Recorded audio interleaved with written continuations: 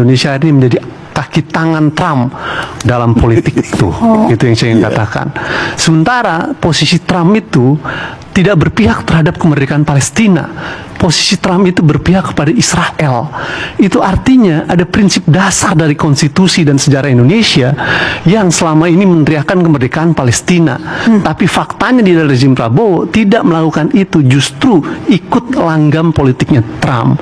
Itu artinya saya ingin katakan Prabowo melanggar prinsip-prinsip dasar tuh, karena kita menolak penjajahan.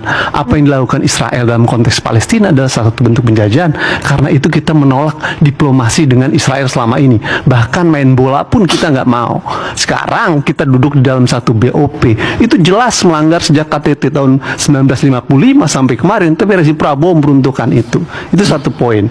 Yang kedua adalah kalau ngomong perdamaian, tidak ada keinginan perdamaian dilakukan oleh Trump dan Netanyahu. Dalam politik keamanan global hari ini, semua studi keamanan menyebutkan biang kerok ketidakpastian politik keamanan global itu dua orang. Satu namanya Trump, yang kedua namanya Netanyahu. Kenapa? Trump nggak percaya dengan organisasi internasional, hukum internasional yang bernama PBB tadi, hukum internasional, sehingga dengan seenaknya menangkap ilegal Maduro, melakukan upaya serangan ke Iran yang berbentuk invasi nih kalau kemudian terjadi, ya kan, dan melanggar piagam PBB lagi gitu. Nah, dalam wilayah seperti itu, saya ingin katakan lagi-lagi, keinginan Trump adalah ingin melakukan hegemoni politik ini dulu loh, dalam ekonomi global, menguasai minyak, menguasai dominasi politik di Timur Tengah, dan menguasai jalur perdagangan. Jalur perdagangan yang ingin dikuasai Selat Hormuz. Yang ingin dilakukan adalah beberapa sebelumnya udah ada Panama, lalu kemudian terusan Suez dan lain sebagainya. Itu jalur perdagangan. Sekarang tinggal di Iran ini. Selain sumber daya alam minyak, Venezuela dan Iran kalau nggak punya minyak, Mbak, nggak akan Trump ribut. Kalau nggak punya sumber daya alam, nggak akan ribut. Ini kan problemnya itu. Artinya kita harus memahami dong, konteks politik keamanan global ini sedang dihegemoni oleh Trump dan Amerika. Indonesia ikut ayunan itu, gitu. Yang kedua, Netanyahu adalah masalah besar karena penjahat perang. Dia melakukan kejahatan perang terhadap warga Palestina.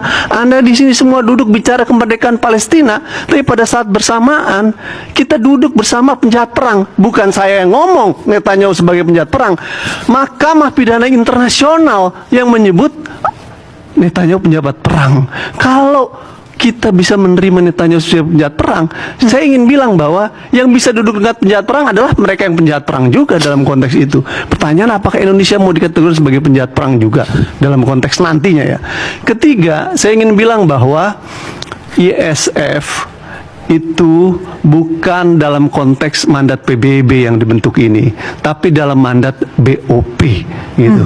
Karena mandat Dewan Keamanan PBB terhadap ISF belum ada sampai sekarang. Dengan demikian dalam perspektif pertahanan berbahaya sekali mengirim militer tentara ke sana dalam konteks mandat Dewan Keamanan PBB yang belum ada.